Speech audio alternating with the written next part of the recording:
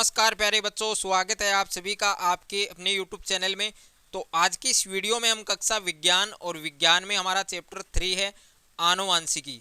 अब आनुवांशिकी के जितने भी इम्पोर्टेंट क्वेश्चन हैं जो आपके एग्जाम में पूछे जाते हैं और साथ साथ में आपको इनको लिखना है, और ये आपके नोट्स हैं, चैप्टर 3 के नोट्स हैं और पार्ट फर्स्ट है। ओके, पार्ट सेकेंड जल्दी ही अपलोड होगा। और इस चैप्टर की यदि हम बात करें तो ये चैप्टर आपके टोटल 4 नंबर का है, यानी 4 मार्क्स का है। और इस चैप्टर से आपके एग्जाम में एक क्वेश्चन पूछा जाता है जो कितने मार्क्स का पूछा जाता है, 4 मार्क्स का पूछा जाता है। तो कंप्लीट जो चीज़ें मैंने बताई आपको वो अच्छे से समझ में आ गई होंगी। अब हम जो मेन टॉपिक हैं जहां से आपके क्वेश्चन बनते हैं वो हम स्टार्ट करते हैं। अगर आपका मैथ, फिजिक्स, केमिस्ट्री और बायोलॉजी के किसी क्वेश्चन में डाउट है तो आपको उस क्वेश्चन का फोटो खींचकर उसको क्रॉप करके सेंड करना है। तुरंत वीडियो सॉल्यूशन के साथ आपको आपका आंसर मिल जाएगा। और आप class 6 to 12 NEET, IIT, JEE mains और एडवांस की भी तैयारी कर सकते हैं। तो अभी डिस्क्रिप्शन में जाइए और डाउटनेट के इस एप्लीकेशन को डाउनलोड कीजिए। डाउट हो तो डाउटनेट करो। आप 8400 400 400 इस नंबर पर भी आप अपने क्वेश्चन का फोटो क्रॉप करके सेंड कर सकते हैं। वहां पर भी आपको आपके क्वेश्चन का आंसर वीडियो सॉल्यूशन के साथ मिल जाएगा। तो सबसे पहले हम बात करेंगे आनुवांशिकी यानी जेनेटिक्स। अब जेनेटिक्स क्या होता है, इसकी क्या परिभाषा होती है और इस शब्द का प्रयोग किसने दिया था, तो इन बातों को हम अच्छे से समझ लेंगे। तो आनुवांशिकी यानी जीव विज्ञान की वह शाखा, वह ब्रांच जिसमें सजीवों के लक्षणों की आनुवांशिकता और विभिन्नताओं का अध्ययन किया जाता है, उसे क्या कहते हैं, आनुवांशिकी कहते हैं। वेरी वेरी इंपॉर्टेंट डेफिनेशन है, एग्जाम में कभी कभी आ जाती है, तो आपको अच्छे से ध्यान रखना है कि जीव विज्ञान की वह शाखा जिसमें सजीवों के लक्षणों की आनुवांशिकता और विभिन्नताओं का अध्ययन किया जाता है उसे क्या कहते हैं, आनुवांशिकी कहते हैं। और आनुवांशिकी यानी जेनेटिक्स, इस शब्द का प्रयोग सर्वप्रथम किसने किया था, बेटसन ने।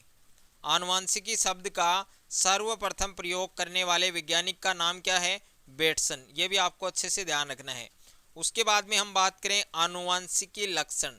अब जो जेनेटिक्स लक्षण होते हैं वो क्या होते हैं, उनकी क्या परिभाषा होती है।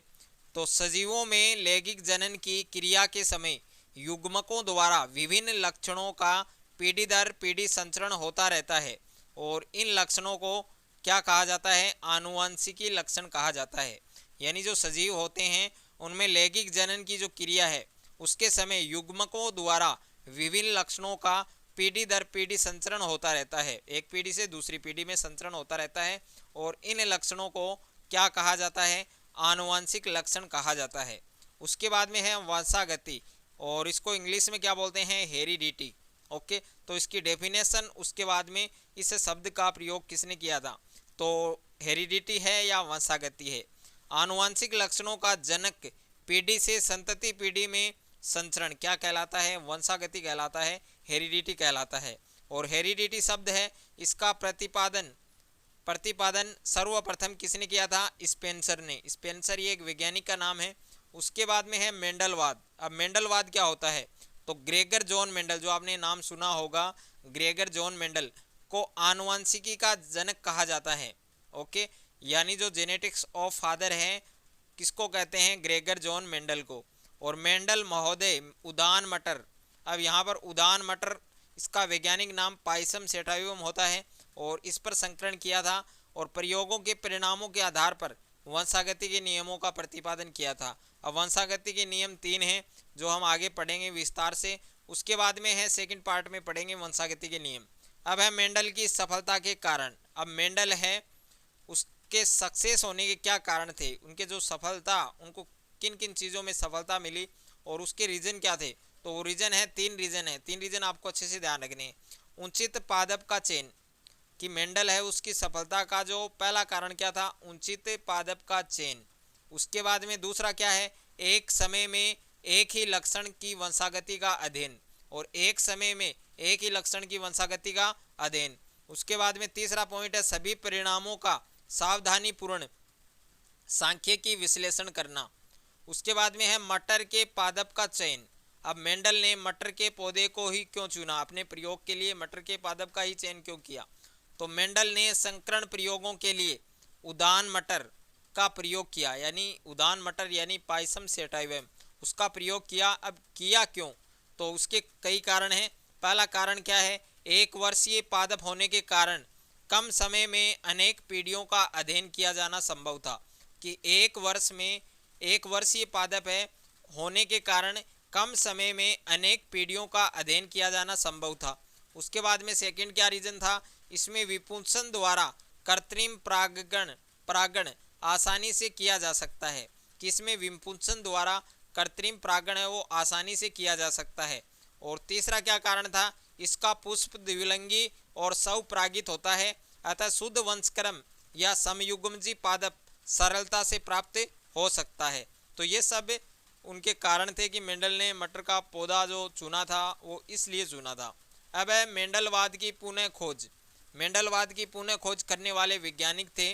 तो अनेक वर्षों की उपेक्षा के बाद सन 1900 में निम्न वैज्ञानिकों ने मेंडल के कार्य को पुनः स्थापित कर दिया था।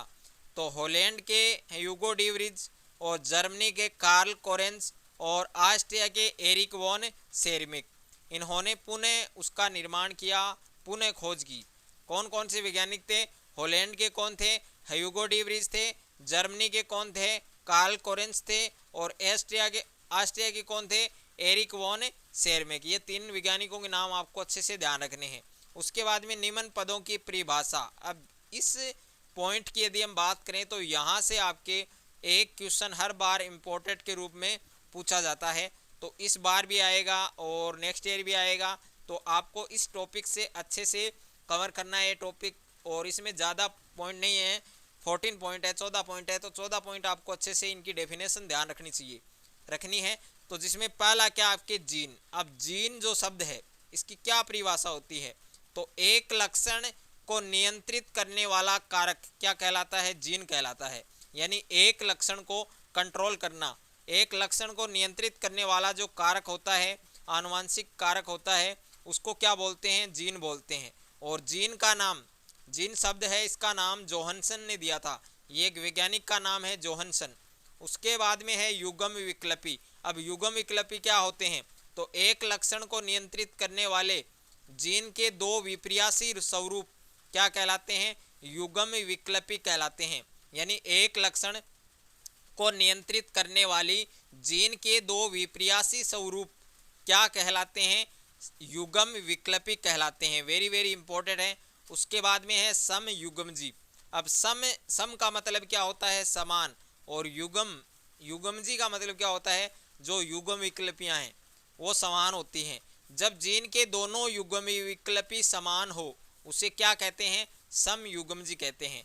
यानी जब जीन के दोनों विकल्पी हैं वो समान हो उसे क्या कहा जाता है, सम युग्मजी कहा जाता है।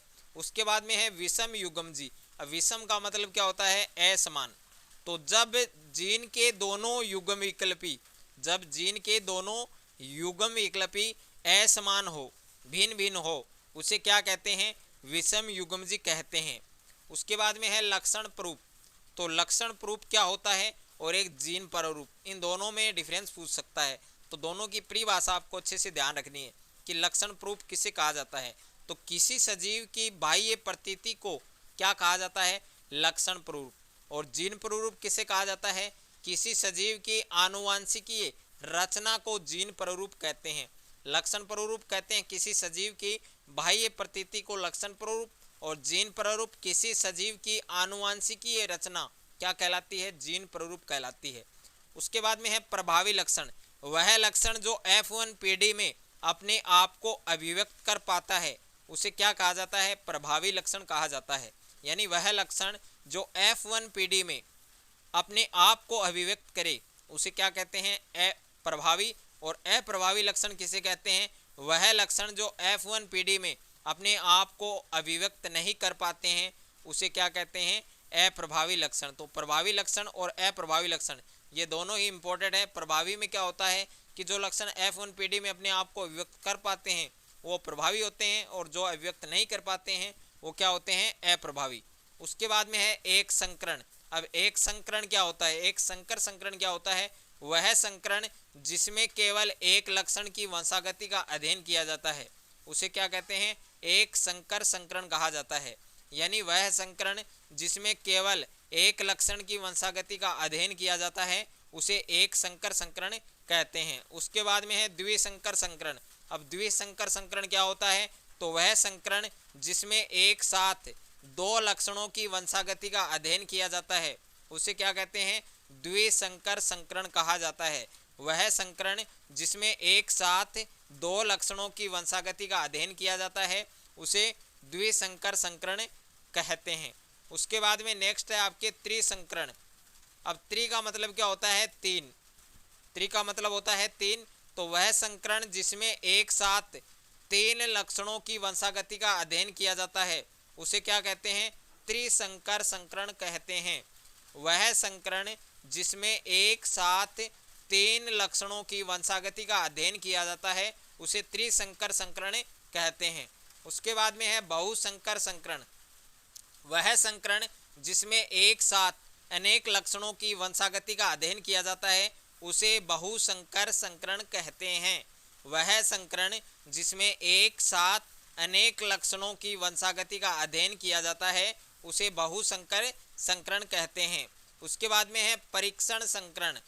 वह संकरण जिसमें F1PD का जीनोटाइप जानने के लिए इसका संकरण अप्रभावी लक्षण प्रारूप वाले जनक के साथ किया जाता है उसे परीक्षण संकरण कहते हैं। वेरी वेरी इंपॉर्टेंट क्वेश्चन है और काफ़ी बार एग्जाम में पूछा जाता है कि परीक्षण संकरण क्या होता है।